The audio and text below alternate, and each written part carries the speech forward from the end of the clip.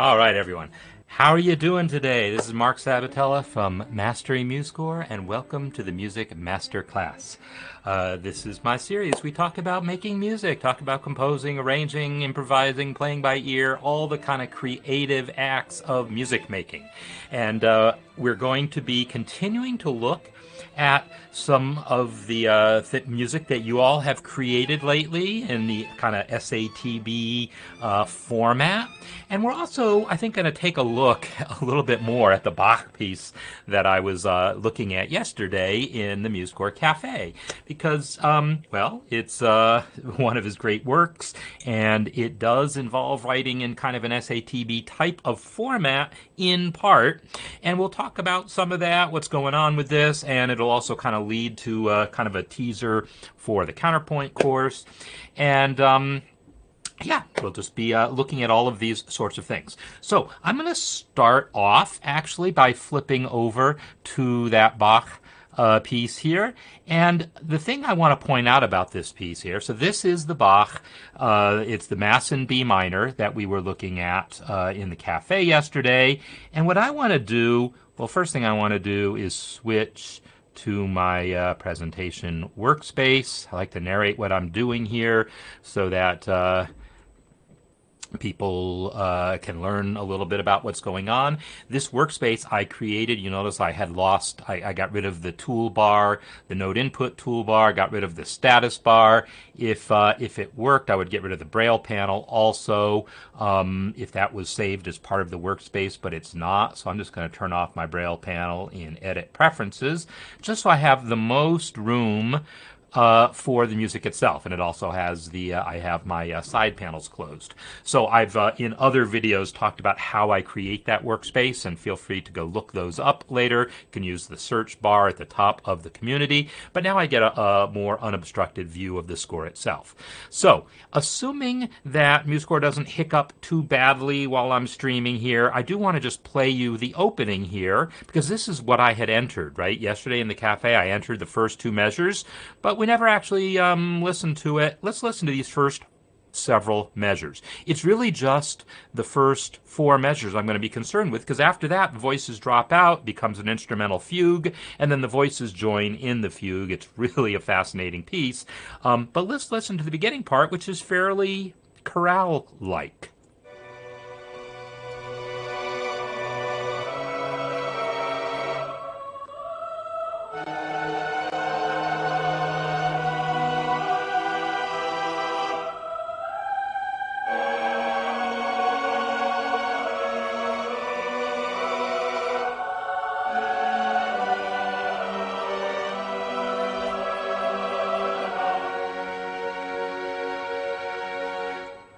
So, that is the opening chorale of the Mass in B minor.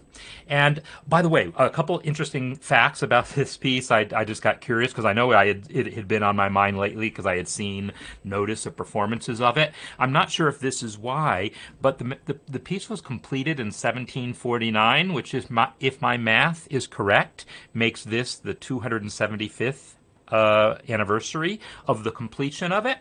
But in addition, large portions of it were based on earlier works, including one that was written in 1724. So it's actually the 300th anniversary of the composition of significant chunks of the Mass. So, I just want to talk a little bit about what's going on here. So first of all, we have these goofy clefs, right, that none of us, well, some of you might be able to read, and you can transpose things down a third if you remember which one does that, which versus whatever else. But I'm just going to show that we can actually, if I open up my palette, by pressing F9, I can come over to the clefs palette, and I can just replace these clefs with things that I can read, right? Replace that soprano 1, that soprano clef with treble, replace that guy with treble. I'll replace the alto clef with treble also, and I will replace the bass clef. I have a choice. I could either use the treble clef transposed an octave or the bass clef. personally, I know it's traditional in this kind of music to use treble clef transposed down an octave for tenors. I always find that more distracting. I'd rather read some ledger lines unless the piece is super duper high. I'm looking at this, and yeah, there's some high stuff, but nothing I can't read. So I'm actually going to change it to bass clef. And, I know that that note is a G, right? So I can handle that. So if we look at what's happening here, one thing that we see is, well, it is 5 voices and not 4, right? So if we talk about SATB writing, a lot of the things you talk about have to do with doubling, how parts are doubled, because you're going to use a lot of triads, and that means if you've got 4 voices, something is doubled. And the nice thing about 4 voices is it gives you that flexibility. If you only have 3 voices, you might think, hey, I can always have all notes of the triad accounted for. I don't need a 4th voice. I can just arrange for 3 voices. And in fact, you can. But you'll often run into situations, if you try writing for 3 voices, at least I find this to be the case, where voice leading causes 2 voices to converge and you lose one note of the triad. Or in order to get all 3 notes on all 3 voices on different chord tones, you will create parallel fifths. And the only way to avoid that is to have a 4th voice to play with. I don't know if this is the reason why 4 voices became kind of the standardized format, but in my experience, that is a good practical reason. So then, Bach here has 5 voices. The reason he has 5 voices is not because of this chorale section at the beginning. It's because later on, when it's more contrapuntal, he's actually writing 5-part counterpoint. Because Bach's great and can do that. I've never tried writing 5-part counterpoint for more than like 2 bars. But in any case, if we look at what's happening here, just looking at alto, tenor, and bass, already you can see like the first measure, they have the same rhythm. But then they have somewhat different rhythms, but they do kind of line up, right? They all have a quarter note on beat 3, right? So I'm just going to listen to those 3 voices.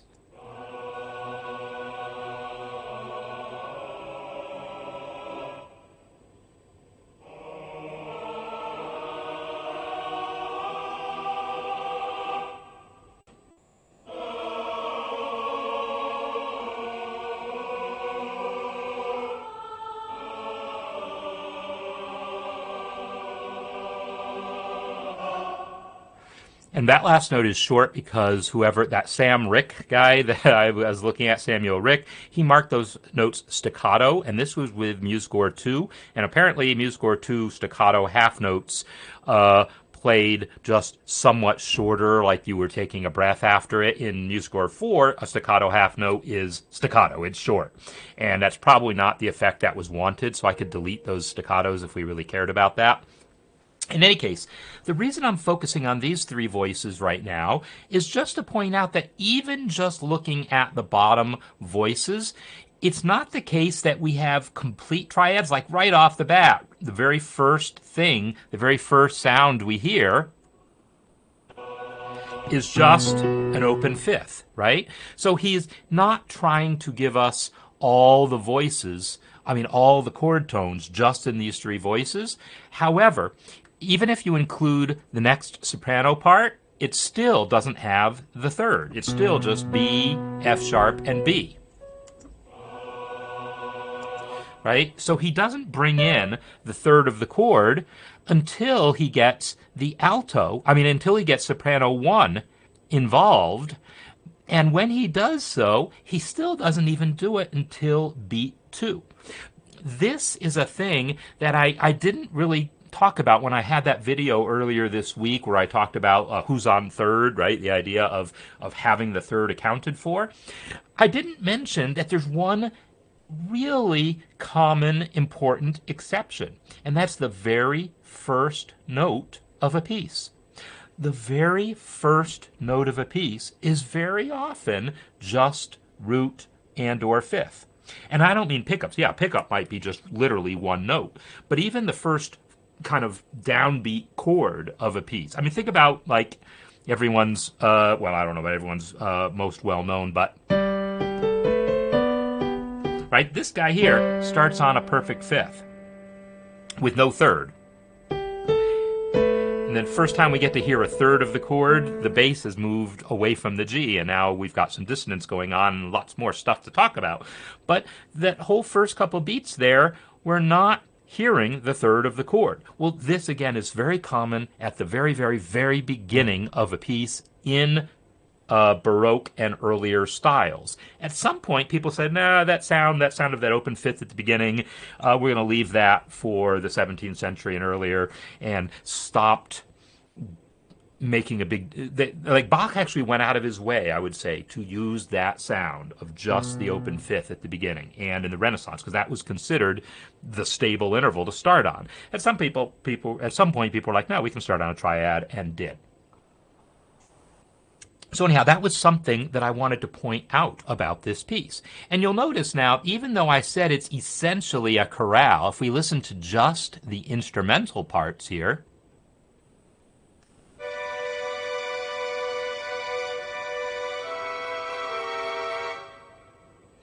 yeah, I know it doesn't have the bass.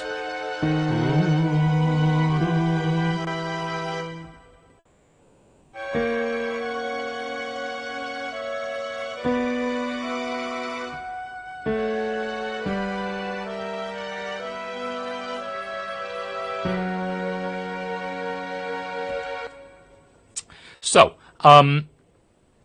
what is my point here? I don't know. My point here is that this chorale here is very simple. Even though it's not literally all the same rhythms, it's pretty close, right? It's bom, ba, bom. Some people have, like, just look at that first measure, in fact. Look at the first measure of what's happening here. In fact, now we'll go, yeah, I'll stick with the voices. I mean, the instruments.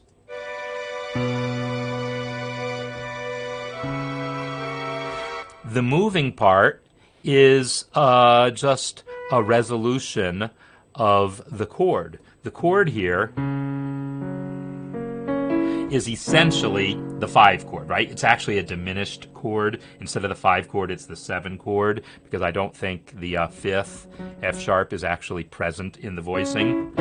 So it's this sound here, and that moving part is just the resolution of the suspension, right? Ba-dum, bum, bum, bum. It's the resolution of the suspension. That's the only moving part. So the basic chorale is just that, right? It's a simple underpinning. And then on top of that, Bach is then layering, because he's got that nice idea of this, but he's like, yeah, but I got to put Kyrie eleison lyrically on top of it. So he's got multiple syllables, repeated notes, and rhythms of stuff going on to make it the somewhat more complex thing that it becomes.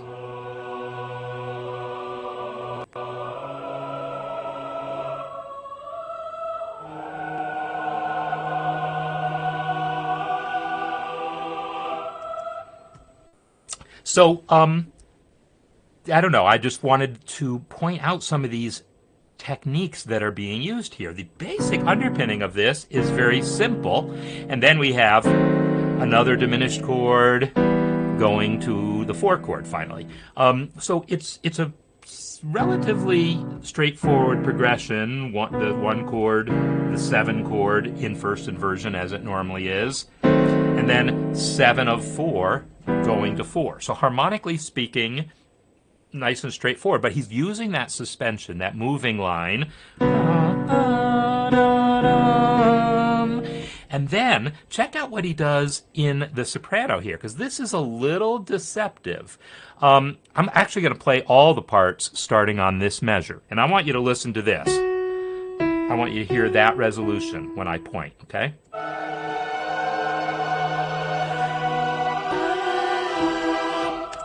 So, did you hear? So I'm going to play that again, and I want you to pay attention to that. You can hear.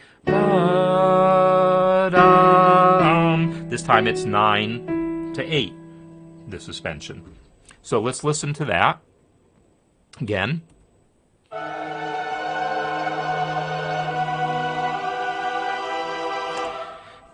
The thing that I said is a little deceptive about this is that resolution from the F sharp to the E happens in the flute, it happens in the oboe. But in the voice, he's tricking us a little bit. Here's the F sharp, here a beat later is the E. But he's got it interrupted. He has it interrupted. And this is that part where I was playing with the beaming during the cafe yesterday, right? So he has that B kind of interrupting the resolution of the F sharp to E. And I see a question, Dave, about the rising tones. The fact that the whole progression is the bass line is rising, sure, yeah, that's has its own significance. It's musically, purely musically, stepwise resolution going upward, especially the fact that we're going to have 7-1 in the key of E minor. That's, very normal. But the fact that that whole progression is stepwise going up, yeah, that's Bach probably, trying to make some extra musical point about, what the Mass is actually about, the what Kyrie eleison and what the whole prayer is about, and what he wanted to say about it. I'm not necessarily speaking to that, but I am speaking to that downward resolution here. And so the fact that Bach is resolving that F sharp to the E, but not right away, hold on to that thought.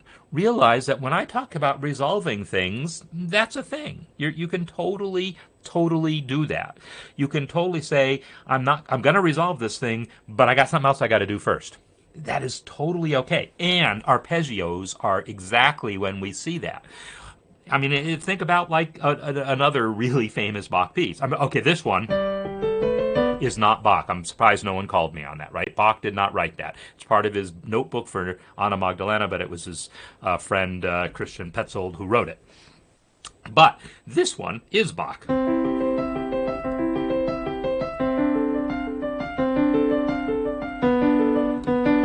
So the point I want to make here is C, then resolves to B, but not until we hear all those other notes, right? So in arpeggios, you kind of have to line up all the notes of the arpeggio to decide if you have one arpeggio and then another arpeggio.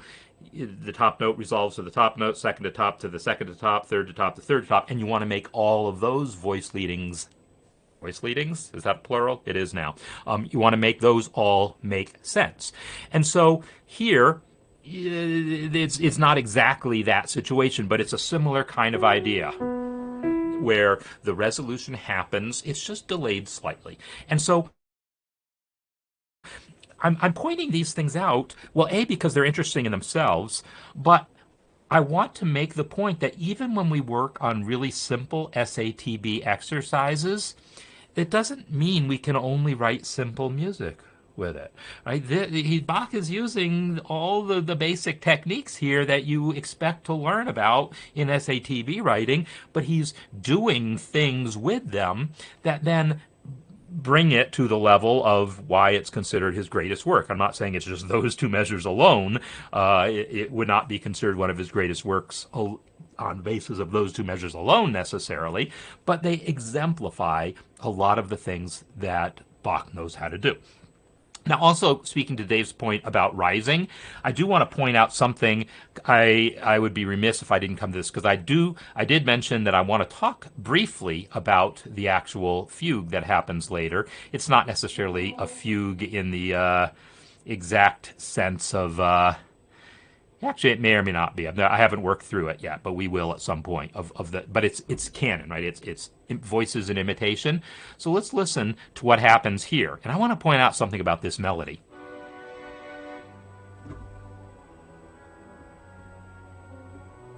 Too soft, right? I gotta bump that guy up. I already have bumped it up in the mixer. I'm just going to pull off that dynamic marking, and let's hear that part again.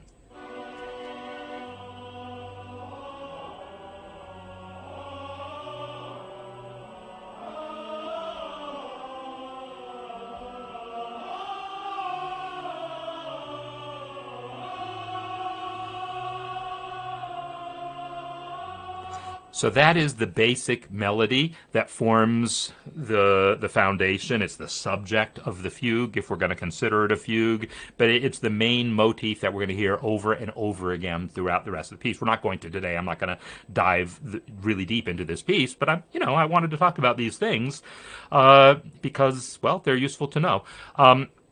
So, speaking of the rising aspect, what's happening in this piece, right?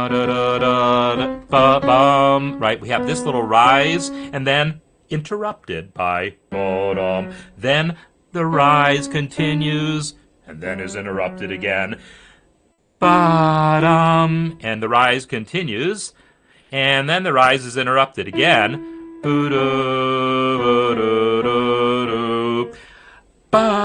and then it leaps up to that G, which continues the rise that was started. If we ignore everything between this E and this G, if I ignore those low notes, we have do do do do do do do do do do. Right? So it is essentially a rising line in this portion of it, and it's interrupted by, and all these other things. By the way, that C there, my brain is telling me Neapolitan. I haven't worked out the math of it, but my brain is telling me that there's a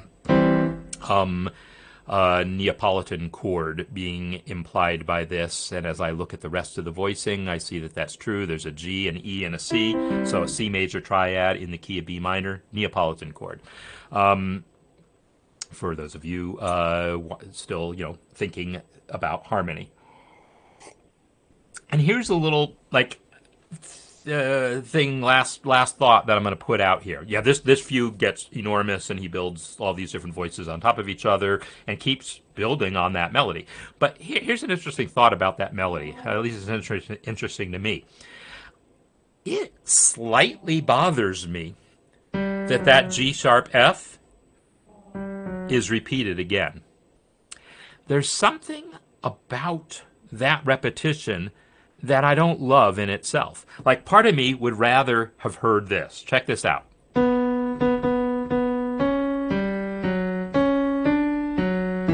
Right? I wanted this repetition of the two low notes to have its own descending sequence, or possibly ascending also. Something like that, so that it wasn't coming back to the same two notes. Speaking purely melodically, that bothers me slightly. And I'm not, criticizing Bach over this, because I'm going to assume that he had especially good harmonic reasons for this based on what's going on harmonically. He knew the chord he needed to if I think about what the chord actually is.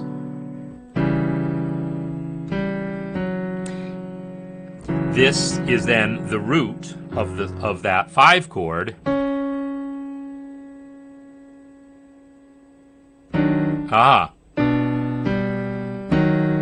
Then that F sharp is the third of the D sharp diminished chord. So the harmony here is based on, but not identical to the original harmony. It's still a B, still has that A sharp diminished here, and then it still has the D sharp diminished, but there is a B minor being implied at the beginning of the measure.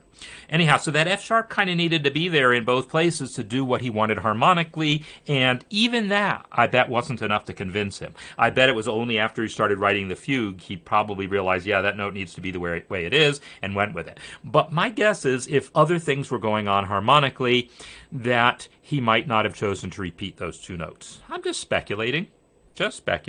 But anyhow, these are the kinds of things that keep me up at night about my own compositions. Little details like that. Man, I wish this one note could have done this, but I can't because of that. And this kind of stuff I lose sleep over. Literally.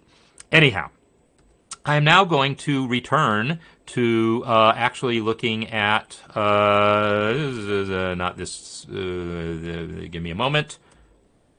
I'm going to return now to looking at some of the pieces that were submitted that either have been submitted since last week or that I didn't get to last week. And I've already done some written comments on many of these, but I don't know how much you all kind of engage with when I post comments on other people's work. I hope you pay attention to them, because everything that I tell one person is probably something that's going to apply to you at some point. And Stephen, I think you're right. That if you did do that descending thing, it would set up some expectation. But I'm not just saying that off the top of my head. I mean, a lot of lines do a lot of these. But by the way, that's called a compound melody, when you have one melody where they're doing different things like that. There's one part here and one part there that alternate. So it's almost like there's two melodies at once that one voice is just going between. It's called a compound melody. And it's not uncommon that these compound melodies will do that diverge thing. But yeah, you can't do it forever, because at some point it diverges too much. You all saw that error message about... So there's been... have you all been experiencing problems? I know, Dave, you just mentioned that you're having problems with chat on iPad. Are you using the iPad app? I mean, the Circle app, or are you using Safari? Both of them should work, but no guarantees. Anyhow, okay, there you go. Have to hit done. So that's good to know. Anyhow, there's been slight glitches today. Circle seems to be having problems. So that little red message I saw there about unexpected token, and then when I refreshed it, it gave me an error. Circle seems to be having issues today. I'm glad they're not having I was really kind of afraid it was going to mess us up a little bit more here, but it seems like it's not messing us up too badly. But it does seem like the site is slower than usual, which is kind of a drag. Yeah, just pulling up my bookmarks is taking kind of forever. So I'm going to take a look here at Kevin Johnson's SATB project, which is just really gorgeous, and there's just some things that I just want to share with you. So yeah, as I was saying before, I hope that you're all like checking out each other's work and checking out my comments and hopefully offering your own, because we're all in the same boat here. We're all kind of learning together. So in principle, even if you don't have something to say other than, hey, I like it, that can be useful. But also ask questions, right? Why'd you do this here? Or I was trying to do this here and couldn't figure it out. You want to help me? Or, I will encourage a ton of that. So, failed to fetch bookmarks. Yeah, obviously Circle's having issues today, but luckily it's at least working well enough. So I'm going to play Kevin's piece here. And so what I can tell you about this is he took an arrangement for, and you can correct me if I'm wrong, Kevin, it was an arrangement for single voice with piano accompaniment from a published hymnal book that had those arrangements, voice and piano, and chord symbols, apparently. And then he took those exact harmonizations. He didn't reharmonize it, but then arranged it for instrumental parts. So let's just take a look at this and listen to it. It's just lots to love about this.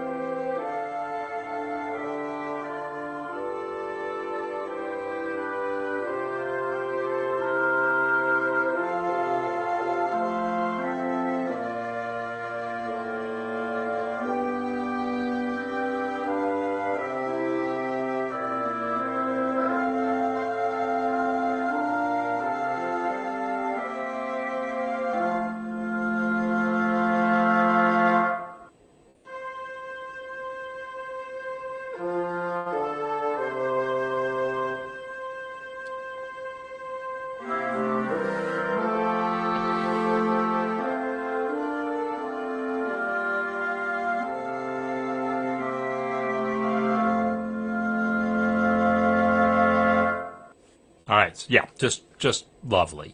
So, there's a couple comments that I put in about this originally, and then Kevin's already made a couple of changes in response to those. So I'm going to not necessarily rehash exactly those, but I want to point out just some of the things that I really like about this piece. One is, well, the fact that it starts off, it changes texture, basically, right? The beginning is just the melody, no accompaniment, which is it is a wonderful technique that you will see used quite often to start a piece unaccompanied and then bring in additional accompaniment. Start off with a thinner texture and then thicken it. Could be literally just the one voice, could be maybe a two voice texture, but then changing the texture. When we only have four voices to play with, we fool ourselves into thinking, hey, I got to use all four of them all the time. You don't, and don't. So you don't have to, and please don't always do that. I mean, yeah, if you're writing just a short hymn, fine, whatever.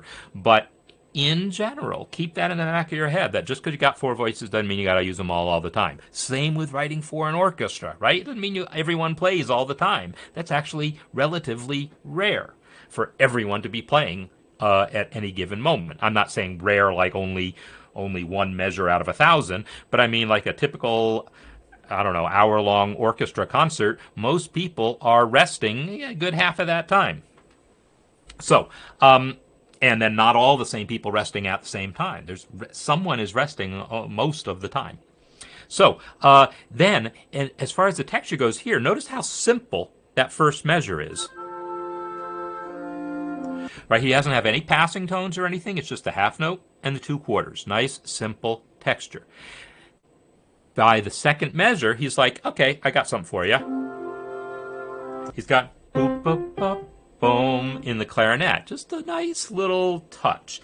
Would this have made sense if it was written for voices to have that line? I don't know, maybe not. I mean, it's not that dissimilar, actually, frankly, to the Bach thing, where if I flip back to the Bach Mass at the beginning, in that chorale section, you know, the soprano too is clearly doing some of that kind of arpeggiation kind of stuff, even when no one else is, right? So I wouldn't say it's not something you can do with voices at all, but there is something, especially putting that staccato on it to keep it light like that. That's a very sort of instrumental thing. Now he's going to an even simpler texture here. And when I say simpler, I mean it's what I call footballs, right? It's slow moving notes in the accompaniment, and the melody is the only moving voice. Is the moving part, and everyone else just has half notes. In the next measure, we get to see another technique that's a lovely technique. If I, play all four of these voices together.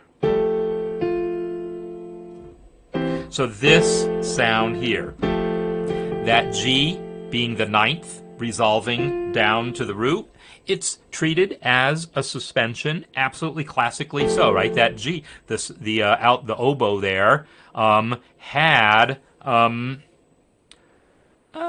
check this out. Just saw something here, Kevin. So the oboe has the G, and then it still has the G and waits a moment to resolve it. So it's a suspension, right? Here's the thing before I forget, Kevin. B flat, B flat, B flat, A, in the flute and clarinet. A little bit of parallel octave action going on there. This could be one of those situations where, one of the rules is one of the rules you learn is typically we don't double the seventh of a chord, and part of the reason is because it's going to want to resolve down a step, and then if you do it both times, you're going to get parallel octaves. So you could give the clarinet the root at that point and then solve that a little bit, like let the clarinet go from B flat up to C, so that you don't end up with the seventh doubled and don't end up wanting to resolve it to A both times. Or you could decide, doubling that B flat's not so bad, I'm just not going to resolve it to A in both voices. Soprano voice has no choice, but your tenor voice could totally have gone up to C if you wanted. The other thing I wanted to point out about this, though, I'm going to come back to that G in a second. I just want to say that yes, if you're looking at my screen, you're going to see Well, I guess you might see it on anyone's screens. This thing where sometimes when you first post something, the name doesn't show up, that's not just today. I've been seeing that since day one. Sometimes it works, sometimes it doesn't, and I'm never sure why, and it usually fixes itself after the next comment. See if Joanne's name shows up. Nope, that didn't do it. But sometimes it does. That's all I can say. All right, so I just want to point out that suspension, right, that G in the oboe that's then carried over and then resolves, it gives us that 9-to-1 sound, which again, to make our comparison here, is the exact sound that I was talking about in these two measures here. Whoa, sorry.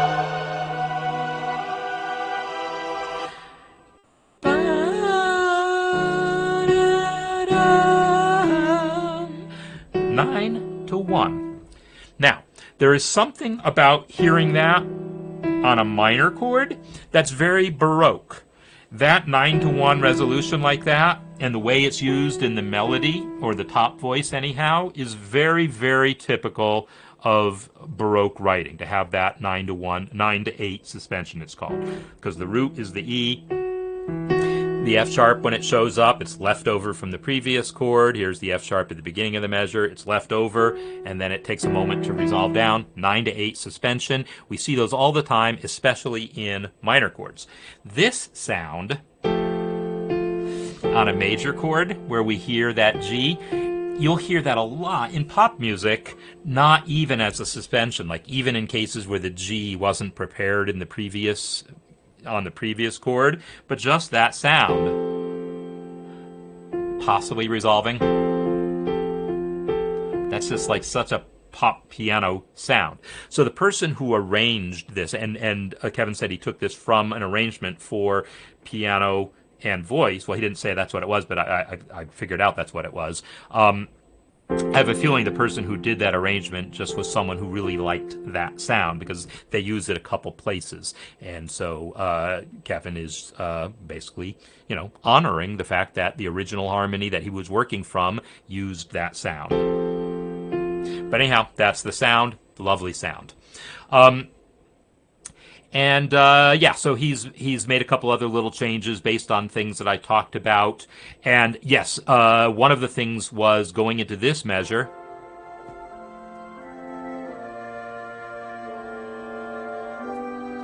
That chord there.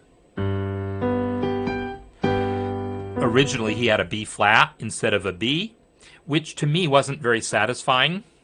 I really wanted that B, and it turned out that was what he meant. It was a typo, because the chord symbol said G and the original arrangement had the B. He just forgot to put in the natural sign. So this was a case where my ear was telling me something, but let's talk about what it was my ear was telling me.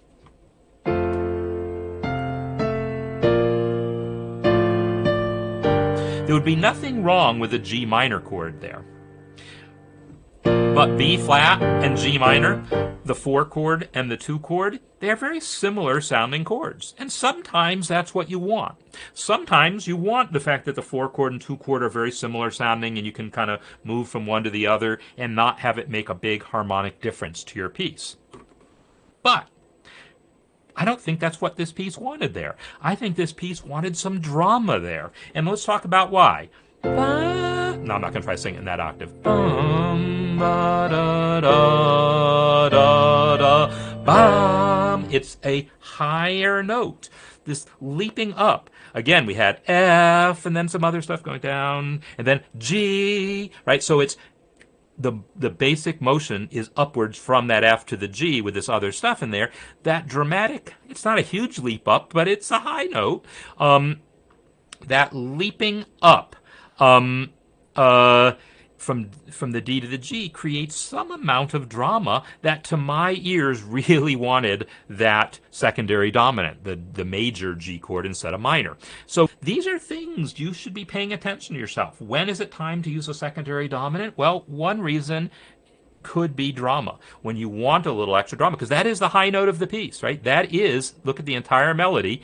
Melody doesn't go above that F. It hangs on that F a lot. We use that F a fair amount in that melody. But it goes up to that G, and that's as high as it's going to get. Looks like now it's not wanting to show me the second page. But yeah, I saw enough of it to know that's the highest note of the piece.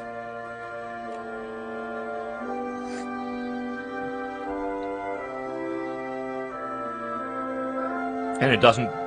Now, could you all have heard that going up to an A? Now, this wasn't Kevin's doing. Again, this is an existing melody. But here's what I might have written if I were writing that melody.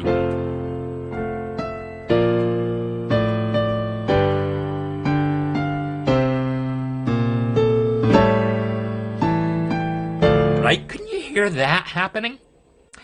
I kind of feel like that's another song, and that's why I'm hearing it. I feel like there's some other song that has almost exactly that progression to it and almost exactly that melody. And if someone can tell me what it is, that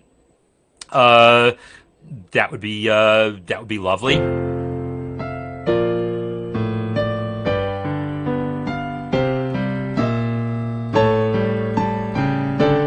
I feel like that's a thing. I just feel like that's. I feel like that's a song. It's some song. Anyhow, it reminds me enough of that, and that is a sequence, right? Ba-da-dum, and then ba-da-da-dum. And when we do sequences, ba-da-da-dum, typically it's going to be 3. Sequences typically go in 3s. And then you resolve it somehow. And yeah, the whole thing with the names not showing up always, that's just, that happens sometimes. And, yeah, that's just the way it is. So, anyhow, great writing there, Kevin. Some great stuff going on. And if I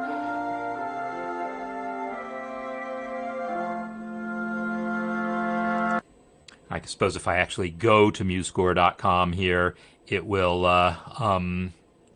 show me the second page a little better. But yeah, so that, yeah, it still doesn't really want to show me that second page.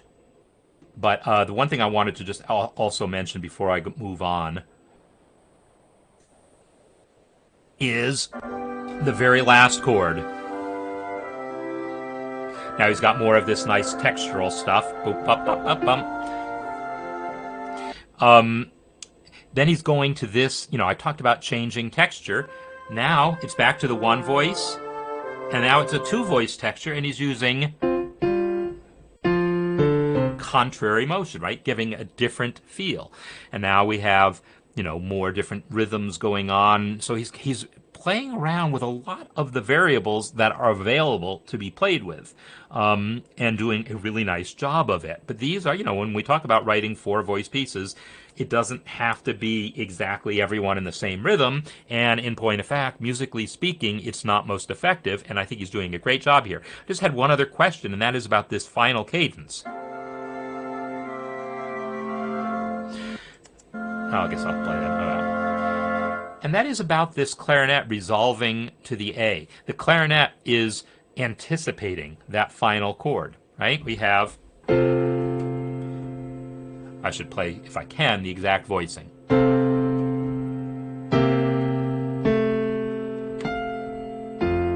So the clarinet is resolving that C7 chord a little early. And then the flute also gets there a little early, but that's part of the melody. So I'm just a little curious about the choice to put that A right there on beat 4. It's really softening that resolution. By softening, it's like you're morphing your 5 chord into your 1 chord. And I wonder if that was in the original version that you were working from, or if that was your choice. And if so, what prompted it? It's not a bad choice. It's just an interesting choice. It softens the resolution because we don't hear that 5 chord in full. That 7th is resolving early, and then the rest of the chord comes in. And yeah, softening is the best word I can describe for it.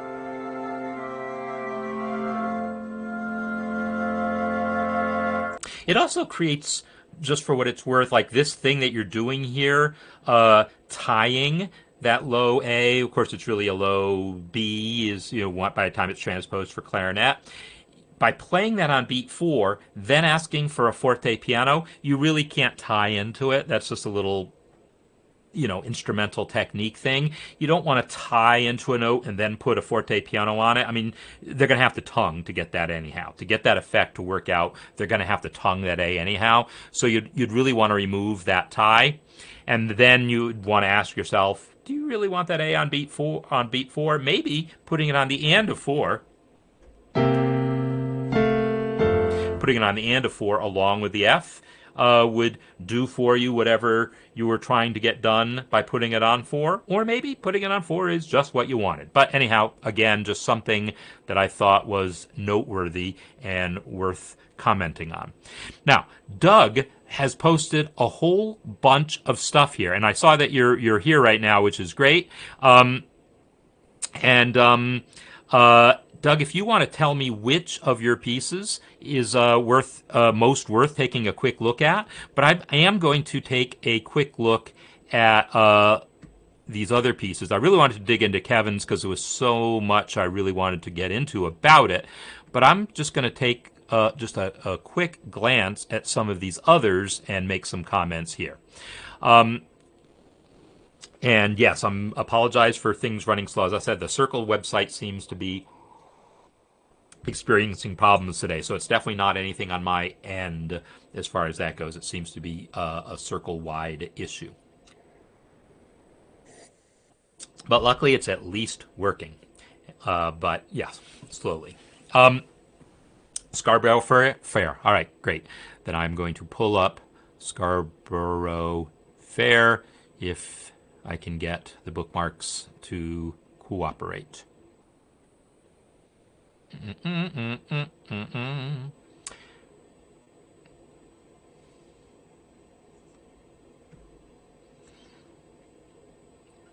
So, I'm actually going to look at Scarborough Fair perhaps first just because I want to make one observation about it based on what I remember when I saw it briefly before, and that is you definitely do that same technique that I was just talking about with Kevin in starting off with a thin texture, right? Your arrangement here starts off with the melody only, and yeah, this is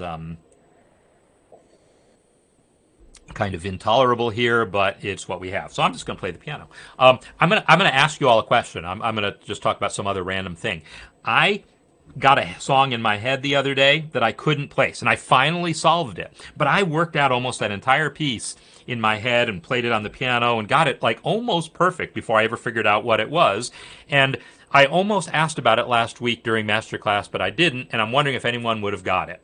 And there's only a couple people here that I think would have some reasonable chance of recognize it, but I'm going to try it anyhow. I'm going to play this piece and see who recognizes it. I'm going to play it more or less as I thought it went. I had some details wrong.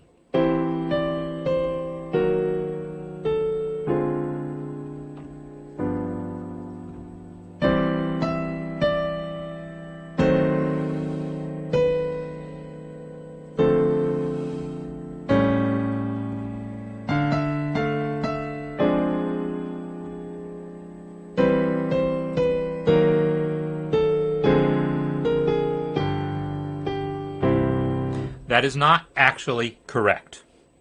But it was pretty damn close, and I eventually figured out what it was, and I'll give you all people a moment to say, oh, do you recognize what it was? I got it so close to right from memory like that that I was happy when I eventually figured out what it was. All right, so let's listen to Scarborough Fair.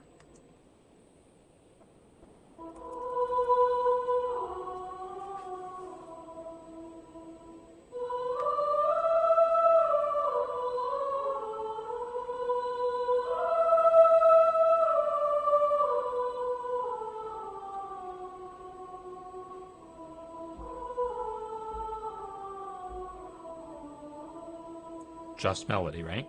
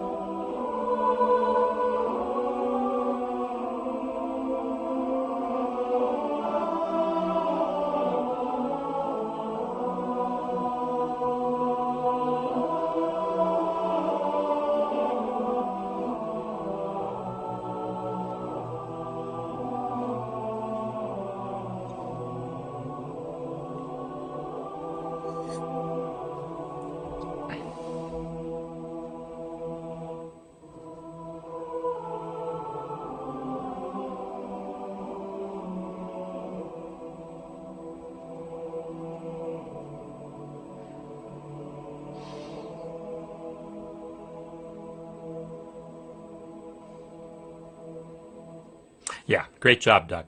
So I'm going to answer my own question earlier. The piece that I was playing is almost exactly perfectly a Billy Strayhorn piece that became Duke Ellington's closing theme music in his concerts for a while, called Lotus Blossom or Lotus Flower. Now I can't remember. Lotus Blossom, I think. And it's played almost exactly like I just was, very simply, like it was like a sort of Chopin piece or something.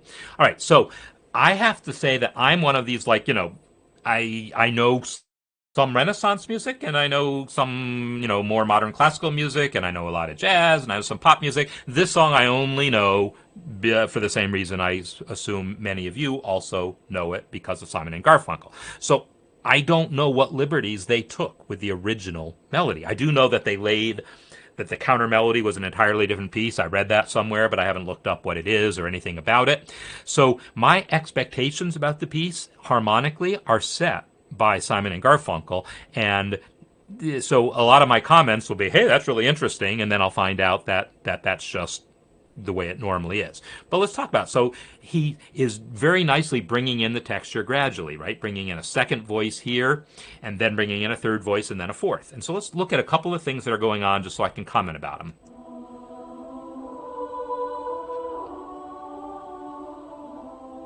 So here again, we're going to have that suspension.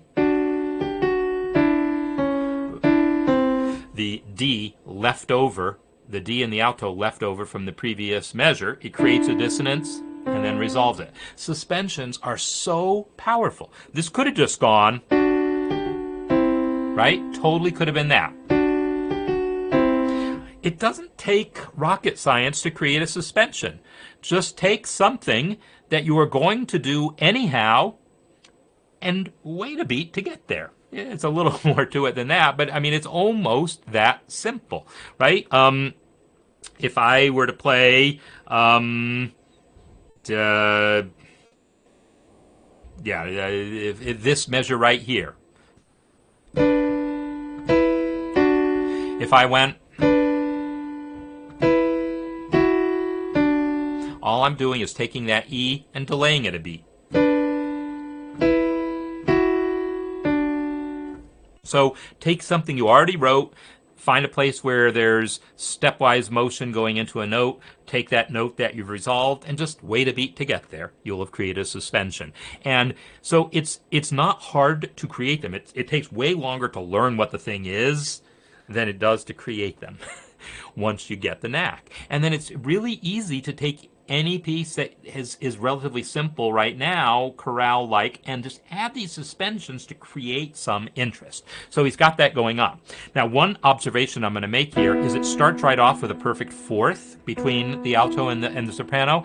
That wouldn't be common in Renaissance music. Not that this is necessarily trying to be a Renaissance arrangement, but perfect fifths, I mentioned, is like the most common opening interval.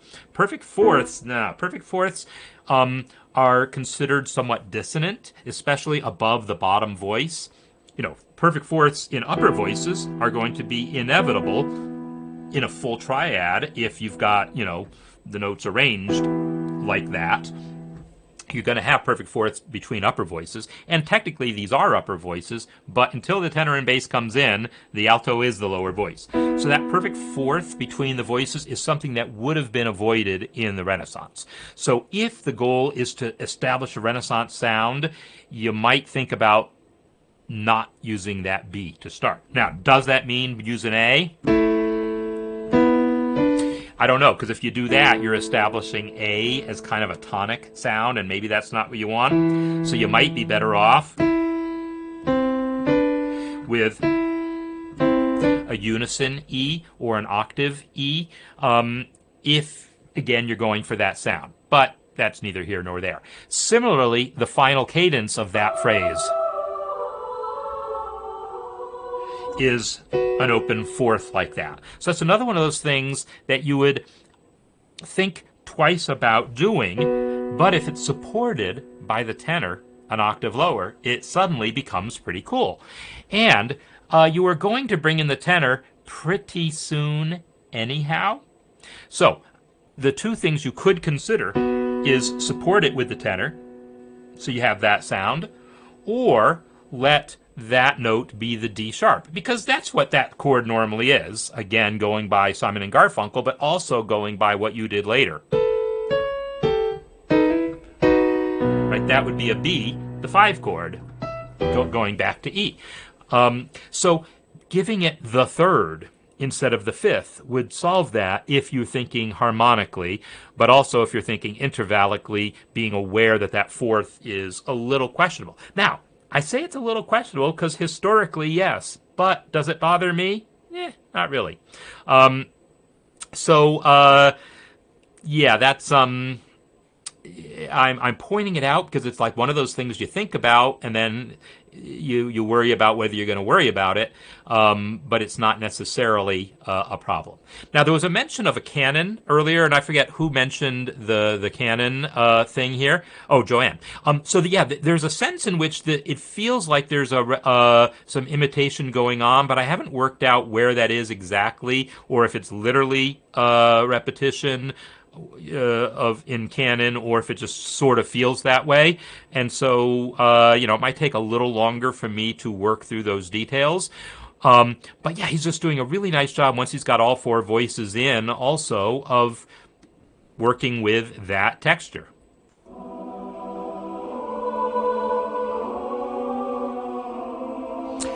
I mean, those are not the expected harmonies. And here certainly that's not Simon and Garfunkel's harmony, but I'm pretty confident that they weren't harmonies that would have been used in the Renaissance either. And yet there's some really interesting sounds in here. I mean, that last chord we just ended on is essentially an augmented 6th chord, right? That's in the key of E minor.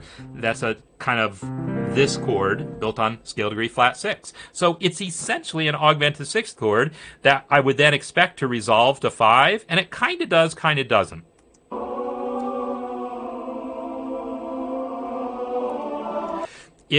The alto goes down to a D instead of a D sharp, which is where it would have gone. Would be the classical resolution of that augmented 6th chord. But instead,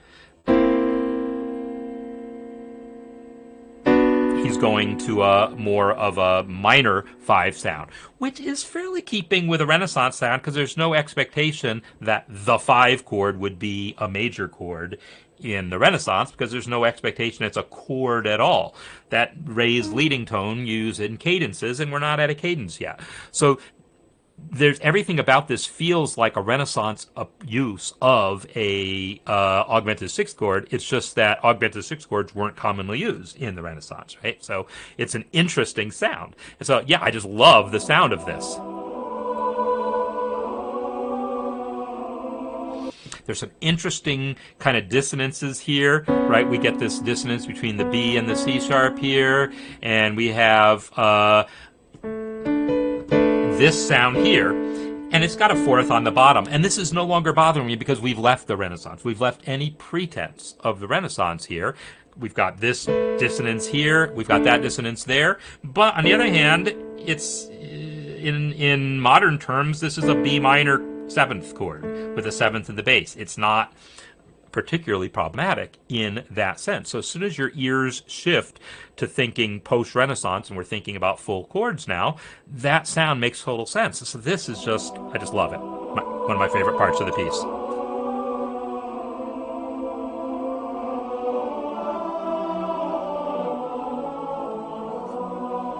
And there's that sound, right?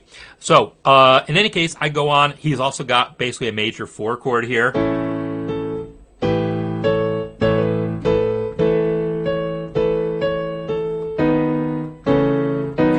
I'm not playing his exact voicings, but we have major 4 to major 5, which is, it is both an appropriate thing in Renaissance and in later music to be raising that scale degree 6 as well as 7 to create that motion. You get that sound of major 4, major 5, the melodic minor sound. So anyhow, harmonically those things work, the way the voice leading works and the way we have motion here against static footballs. It's, this is all really nice writing here.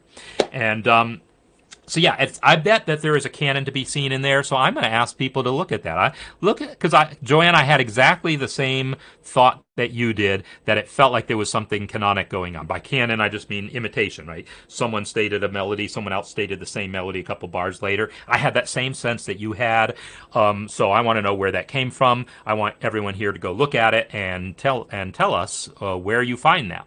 But I've run out of time, so we're gonna just hear some theme music being played weirdly. But thanks everyone for being here. Thanks for the music, and by all means, keep submitting some more music along these lines if you like. I've got still other pieces. Obviously, I still haven't gotten to that I can get to next week. But I'll also try to put out some more things for y'all to think about in coming weeks. If you're getting bored with working on SATB stuff, I got lots of other ideas of things to work on.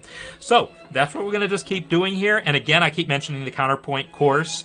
Yes, we've seen a lot of examples of counterpoint kinds of things. And I plan to start up the counterpoint course within the next month or so. So just keep your eyes and ears open. And thanks again, everyone. See you next time. Bye.